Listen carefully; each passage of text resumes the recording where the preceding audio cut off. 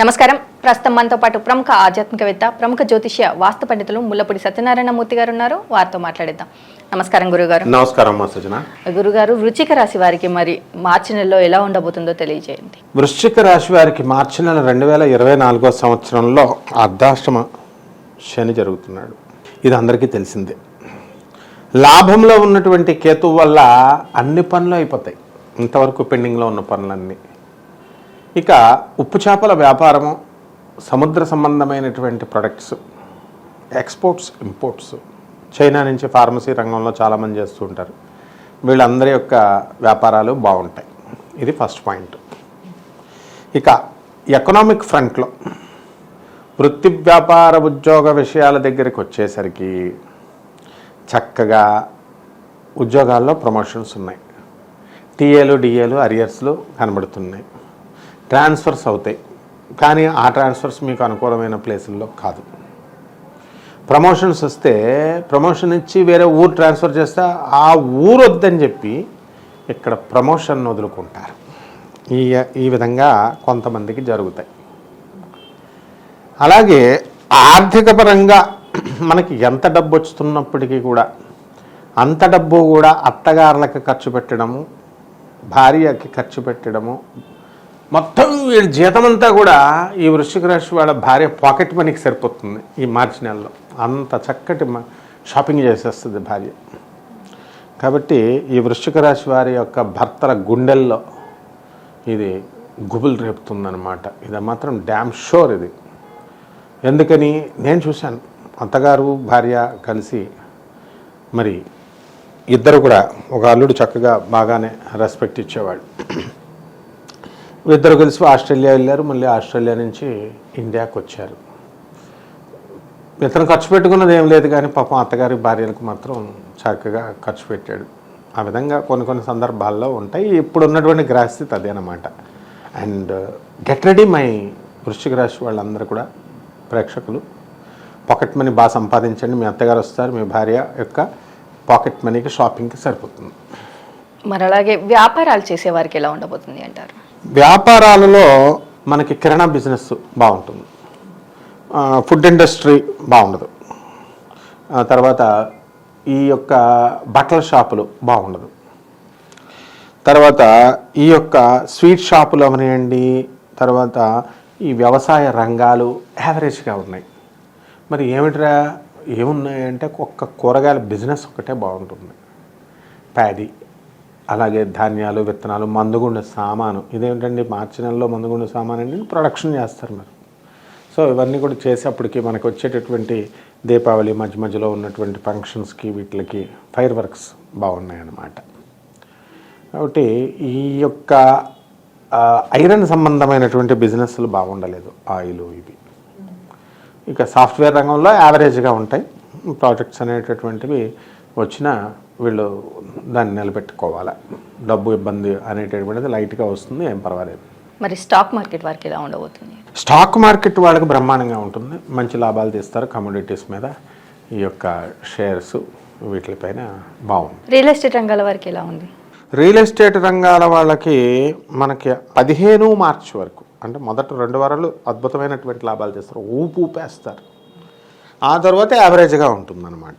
వ్యవసాయం చేసేవారికి మరి ఎలాంటి పంటలు పండించవచ్చు అంటారు? వ్యవసాయం చేసేటటువంటి వాళ్ళు కమర్షియల్ క్రాప్స్ పెంచాలి. ప్యాడీ వేస్తారు, కానీ అంత అధికమైనటువంటి బంగాళాదుంపలు పెంచండి చక్కగా. ఆ తర్వాత తేకు చెట్లు ఇలాంటివి అన్నీ కూడా ఫారంలో కనుక ఉన్నట్లయితే వాటిని పెంచుకోండి. అండ్ రొటీన్గా ఈ యొక్క చెరుకు, పల్లీలు ఈ బిజినెస్లో ఈ యొక్క వ్యవసాయం బాగా లాభాలను తెచ్చిపెడుతుంది. చేపల, రొయ్యల చెరువులు కూడా బాగా మంచి లాభాలను తెస్తాయి, బట్ 80% వరకే. మరి అలాగే వీరికి ఆరోగ్యపరంగా ఎలాంటి సమస్యలను ఎదుర్కొనే అవకాశం ఉంది అంటారు? ఆరోగ్యపరంగా అబార్షన్స్ అవడానికి అవకాశాలు ఉన్నాయి, అంటే బ్లీడింగ్ ఎక్కువ అవడానికి అవకాశాలు ఉన్నాయి. అలాగే మగవాళ్ళకి పైల్స్ బిజినెస్ రావడానికి అవకాశాలు ఉన్నాయి. అలాగే హిస్టీరియా, నరాల వీక్నెస్లు రావడానికి అవకాశాలు ఉన్నాయి. కాస్త జాగ్రత్తలతో ఇది పోగొట్టుకోవచ్చు. అంటే అందరికి వచ్చేస్తాయని కాదు, కోటాను కోట్ల మందిలో.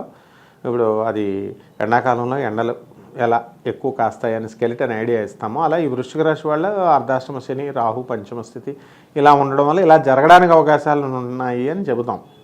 ఇట్ డజంట్ మీన్ దట్ ఆ రోగాలన్నీ వచ్చేస్తాయని కాదు. మరి అలాగే వీరికి కుటుంబ పరంగా ఎలాంటి సపోర్ట్ లభించే అవకాశం ఉంది అంటారు? కుటుంబ పరంగా కొంచెం ఇంట్లో వాళ్ళు అర్థం చేసుకోరు కాబట్టి భర్త అర్థం చేసుకుంటే అత్తగారు అర్థం చేసుకోదు, అత్తగారు అర్థం చేసుకుంటే భర్త అర్థం చేసుకోడు. కానీ ఓవరాల్గా ఇబ్బందికర పరిస్థితులు అయినప్పటికీ కూడా ఎంతో సహనంతో ఈ వృశ్చిక రాశి వాళ్ళు ముందుకు వెళ్ళడం జరుగుతుంది. మరి అలాగే కోర్టు సమస్యలతో బాధపడేవారు బయటపడే అవకాశం ఉంది అంటారా ఈ నెలలో? మార్చి మొదట 2 వారాలు బయటపడతారు. ఆ తర్వాత వీళ్ళకి అనుకూలంగా తీర్పులు రావు, అలా జరుగుతూ ఉంటాయి అన్నమాట కోర్టు సమస్యలు.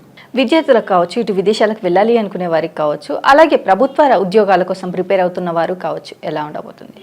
ఇక మనం ఈ విద్యార్థులు మార్కులు బాగానే వస్తాయి.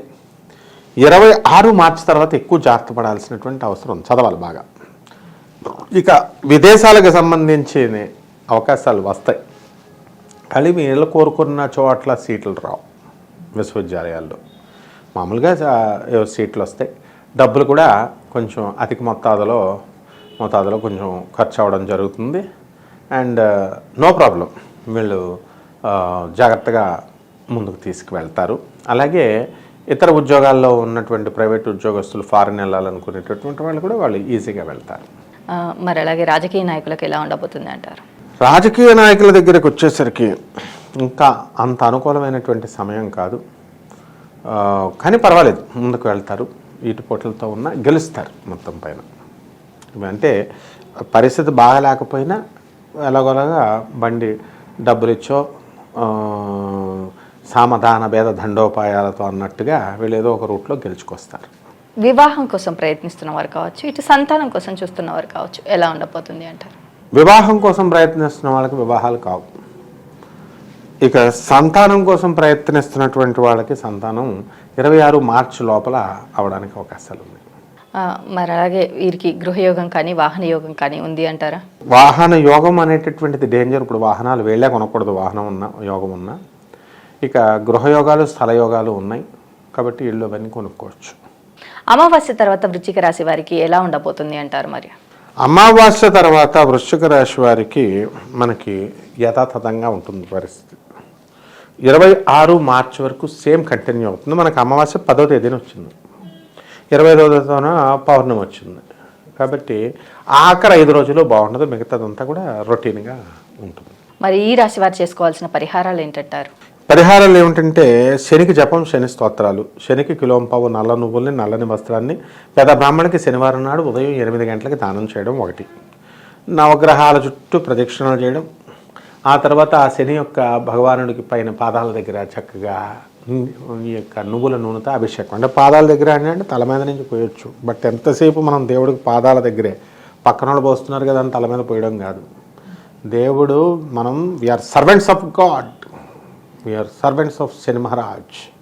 అందుకని తల మీద పువ్వులు పెట్టకూడదు, మనం కాళ్ళ దగ్గరే పెడుతూ ఉండాలి. బట్ అలవాటు అయిపోయింది కాబట్టి అలా మనం పెడుతూ ఉంటాం. అలాగే శనివారం నాడు శ్రీ ఆంజనేయ స్వామి వారిని, వెంకటేశ్వర స్వామి వారిని, ఇద్దరిని కూడా ఎవరో ఒకరిని కంపల్సరీ చేయాలి. చేయకపోతే శని మహారాజ్ దంచుతాడనమాట. కాబట్టి ఈ విధంగా కనుక జమ్మి చెట్టు పూజ ఇవన్నీ కూడా చేసుకుంటే, నల్లని దీపం, ఈ మధ్యన ఒక కొత్త ట్రెండ్ వచ్చింది, ఎర్ర దీపం, నల్ల దీపం అని. ఒక నువ్వుల నూనెలో తీసుకుని ఒక ప్రమిదలో నల్లని మొలతాడు ఏదో కట్ చేసి దీపంలాగా, లేకపోతే కాశీ తాడని ఉంటుంది, అలాంటి ఏదో ఒకటి వేసి నల్ల దీపాన్ని కనుక వెలిగించినట్లయితే శనికి మంచిది. అలాగే గురుగారు, వృశ్చిక రాశి వారికి మార్చి నెలలో ఎలా ఉండబోతుంది, అలాగే వీరు చేసుకోవాల్సిన పరిహారాలు ఏంటి అనేసి కూడా చాలా చక్కగా వివరించారు. ధన్యవాదాలు. ధన్యవాదాలమ్మా.